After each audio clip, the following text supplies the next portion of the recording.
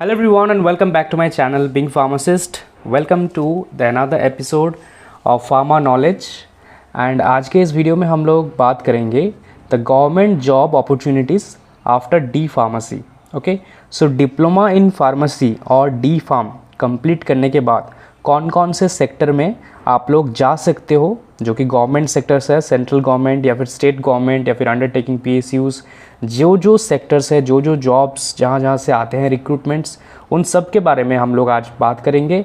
यहाँ पे all over मैंने 16-17 सेक्टर्स लिखा है जहाँ पे आपका लाइक जॉब ऑप्शंस है after completing your D pharm in India. Okay, this is based on India. India में जैसे आप डी फार्म कंप्लीट करते हो, मान के चलो कि फॉर 2025-26 ये सारे जॉब अपॉर्चुनिटीज़ आपके पास आ सकते हैं, ठीक है, इन अपकमिंग ईयर्स. सो हम लोग वन बाय वन स्टार्ट करेंगे सेंट्रल गवर्नमेंट के जॉब ऑप्शन से. बट उससे पहले मैं जो हेल्थ केयर सेक्टर है, ठीक है, मैं डिवाइड करना चाहूँगा इसमें. जो पहला सेक्टर है आपका हेल्थ केयर सेक्टर. ओके, पहला सेक्टर है आपका हेल्थ केयर सेक्टर. पहला सेक्टर है हेल्थ केयर सेक्टर. इसमें आपका जॉब ऑप्शन है, इसमें क्या क्या है वो हम डिस्कस करेंगे. दूसरा है आपका pharmaceutical. Okay, pharmaceutical sector. Pharmaceutical sector में क्या क्या होगा आपका वो मैं बताऊंगा. थर्ड हम लोग बात करेंगे रेगुलेटरी सेक्टर. ठीक है, रेगुलेटरी सेक्टर में क्या क्या होंगे. ओके, नंबर 4 हम लोग बात करेंगे defence sector. Defence sector. Okay, number 5 हम लोग बात करेंगे जो PSUs है. ओके, जो पब्लिक सेक्टर यूनिट्स जिनको बोला जाता है. नंबर 6 पे हम लोग बात करेंगे एडुकेशन सेक्टर में, और हम लोग इसको बोल सकते हैं एकेडमिक सेक्टर में. ठीक है. नंबर 7 हम लोग बात करेंगे रिसर्च सेक्टर. ओके, और 8 पे बात करेंगे जो मिसलेनियस है. ऐसे हम लोग इस वीडियो को डिवाइड करेंगे. तो सबसे पहले हम लोग इसी को इंक्लूड करते हैं PSUs को, जो पब्लिक सेक्टर यूनिट्स है. कौन कौन से PSUs या फिर सेंट्रल गवर्नमेंट के जॉब ऑप्शंस आपके पास होंगे, राइट. सो सबसे पहले जैसे हमारे पास है रेलवे फार्मासिस्ट. ठीक है, रेलवे जो RRB है, रेलवे रिक्रूटमेंट बोर्ड के तरफ से जैसे 2024 में रिक्रूटमेंट आया है, जिसमें D pharm as well as B pharm both are eligible.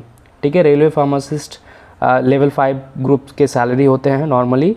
Maximum जो D फार्म या फिर B फार्म लेवल के सैलरी होते हैं वो लेवल 5 के पे स्केल के सैलरी होते हैं, राइट. जैसे आप सबको पता है नेक्स्ट 8 पे कमीशन आने वाला है, तो 8 पे कमीशन पे जो 29,200 जो सैलरी स्केल है बेस पे, ये डबल होने वाला है. ठीक है. सो यहाँ पे B फार्म और D फार्म कुछ अलग नहीं है, both are eligible for this jobs.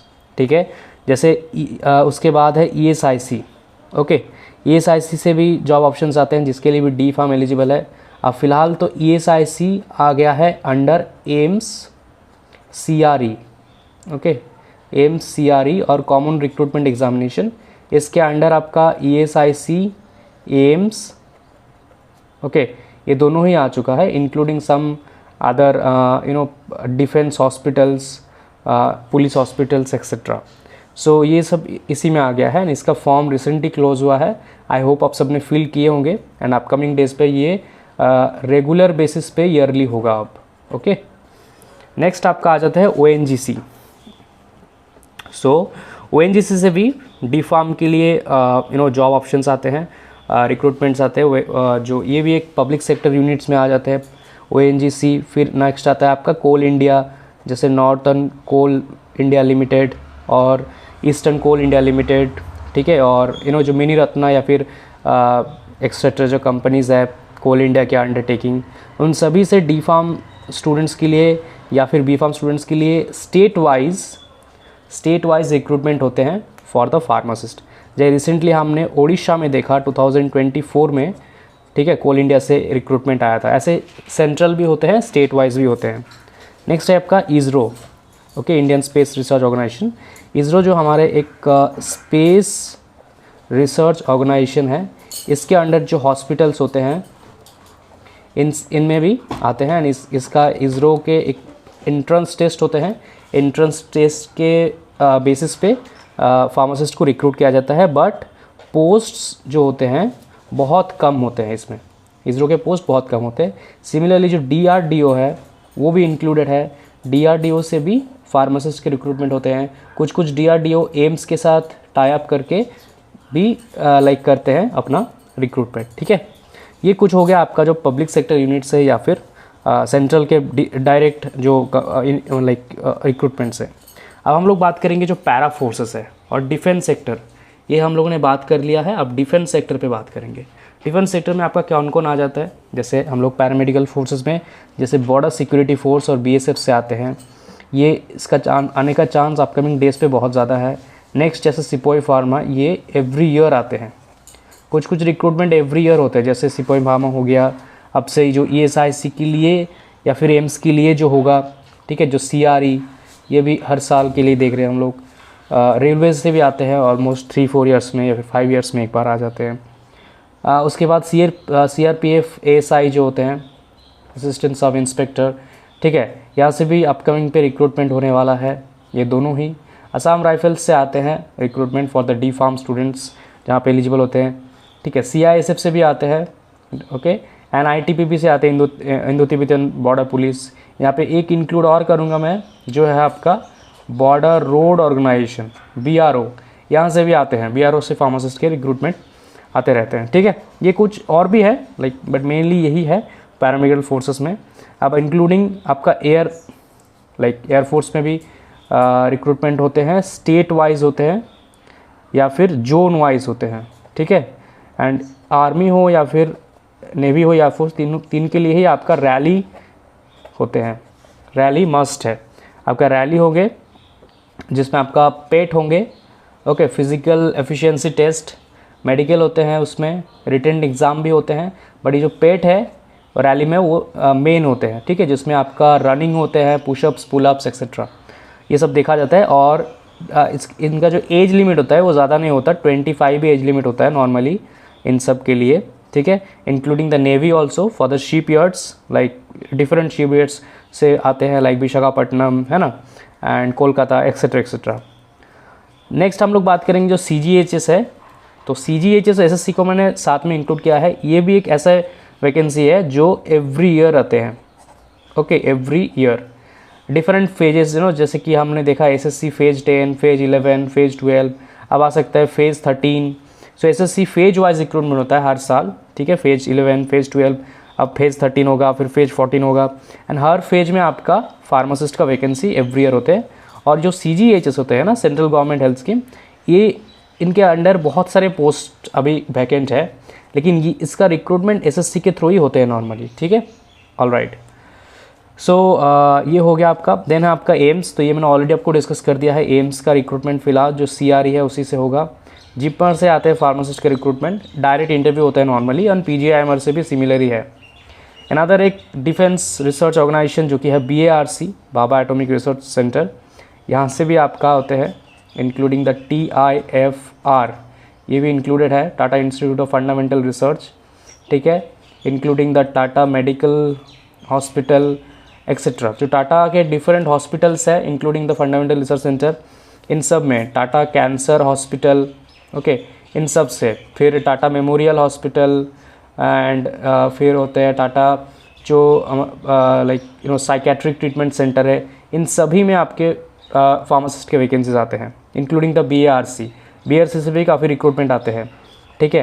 Atomic energy से भी आते हैं, एटॉमिक एनर्जी कमीशन के जो डिफरेंट रीजनल सेंटर्स है। नेक्स्ट हम लोग कुछ स्टेट गवर्नमेंट्स की बात करते हैं। स्टेट गवर्नमेंट की जो जॉब्स हैं उनकी बात करते हैं, जो आपके आ जाता है हेल्थ केयर में, ठीक है। जैसे हमने हेल्थ केयर फार्मास्यूटिकल पे बात कर लिया, फार्मास्यूटिकल सेक्टर्स में बात कर लिया, राइट, PSUs के बारे में बात कर लिया हमने। अब हम लोग बात करेंगे हेल्थ केयर के बारे में, ठीक है। फिर हम लोग एजुकेशन एकेडमिक्स इनके बारे में बात करते हैं। सो इस पे आपका सबसे पहले तो आ जाते हैं क्या, नेशनल हेल्थ मिशन। मतलब जो स्टेट जो रिक्रूटमेंट्स होते हैं वो डिवाइडेड होते हैं, लाइक NUHM से आते हैं जो नेशनल अर्बन हेल्थ मिशन होते हैं। मतलब नेशनल हेल्थ मिशन के अंडर से फॉर रूरल आते हैं नेशनल जो रूरल हेल्थ मिशन है, in and urban also. NUHM होते हैं आपका नेशनल अर्बन हेल्थ मिशन, और ये होता है rural health mission. They both are part of national health mission जो गवर्नमेंट ऑफ इंडिया लॉन्च मतलब इसको किए हैं to improve the health care service in urban and rural areas. ठीक है, सो डी फार्म स्टूडेंट्स इन सब के लिए एलिजिबल होते हैं, इंक्लूडिंग RBS के ऑल्सो। सो RBS के बारे में अगर आपको पता नहीं है तो RBS के होते हैं राष्ट्रीय बाल स्वास्थ्य कार्यक्रम। ओके, ये भी एक NHM का ही पार्ट है जहाँ पे फार्मासिस्ट को रिक्रूटमेंट किया जाता है। फिर आते हैं स्टेट मेडिकल सर्विस कमीशंस, जो PSCs होते हैं। जैसे कि लास्ट PSCs जो हुआ, जैसे कि अभी आई थिंक मध्य प्रदेश से PSC का फॉर्म फिलअप हुए हैं, राइट, जैसे MP PSC, इनके लिए बस स्टेट के कैंडिडेट से एलिजिबल होते हैं, अपने अपने स्टेट्स के। एंड अपकमिंग पे हम लोग बिहार से देखेंगे, बिहार से लार्ज वैकेंसीज आ सकते हैं, एंड राजस्थान से ऑल्सो। ठीक है, इनके लिए you can wait, Bihar and Rajasthan से अपकमिंग PSCs हो सकते हैं। स्टेट पब्लिक सर्विस कमीशन, इसके अंडर फार्मासिस्ट रिक्रूटमेंट होते हैं in different government hospital, different health like medical college and hospital etcetera. State health departments, state medical college and hospitals, है ना, state pharmacy councils also for the regulatory roles as well as for pharmacist. Okay, now जैसे हमने कहा कि कुछ और extra है, वो सब क्या है। सो जैसे मान लो कि यहाँ पे हम लोगों ने बात करी एडुकेशन एंड एकेडमिक्स के बारे में, right. So education and academics में कैसा क्या सीन है, मतलब कौन सा।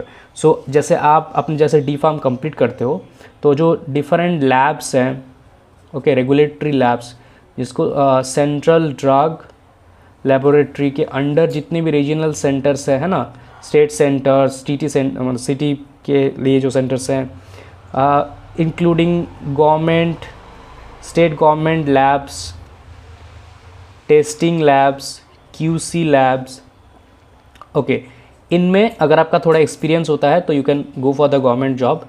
ठीक है, उसके साथ साथ जो कॉलेजेस होते हैं, फार्मेसी कॉलेजेस, उन कॉलेजेस में जैसे लैब टेक्नीशियन होते हैं, है ना, फार्मेसी के लिए जो लैब टेक्नीशियंस होते हैं, सो उन सब के लिए, या फिर जो इंस्ट्रक्टर होते हैं, लैब इंस्ट्रक्टर, इन सब पोस्ट के लिए एलिजिबल होते हैं D pharm students. Also can join, although B pharm को लिया जाता है, but D pharm students can also work. Okay, now जैसे मिनिस्ट्री ऑफ आयुष के तरफ से भी रिक्रूटमेंट आते हैं, वर्क इन आयुर्वेदा, योगा, यूनानी, सिद्धा, homeopathy, centres under the government of India, इनमें भी है। बाकी हमने बात किया SSC के बारे में, PSC के बारे में, ESIC, CGHS, AIIMS, RRB, सब तो हमने ऑलरेडी बात कर लिया।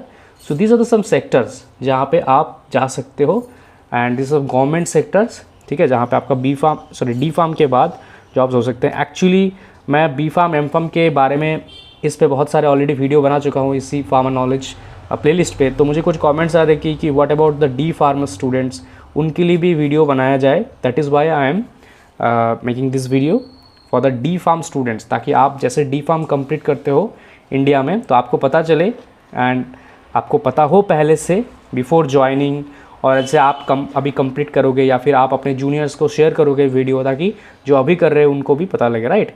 So for all the students जो डी फार्म करना चाहते हैं, जो डी फार्म कर रहे हैं, जो डी फार्म किए हैं, सभी इस इन्फॉर्मेशन के, सभी के लिए इन्फॉर्मेशन जानना बहुत ज़रूरी है। ठीक है, खुद भी देखो, जैसे वीडियो आपने देख लिया, आप अपने फ्रेंड्स एंड फैमिली सबको शेयर कर सकते हो, ताकि सभी देखें वीडियो को, एंड उन सभी को पता लगे कि डी फार्म के बाद क्या क्या गवर्नमेंट जॉब के फैसिलिटीज़ या फिर अपॉर्चुनिटीज़ आप सबके पास हो सकता है।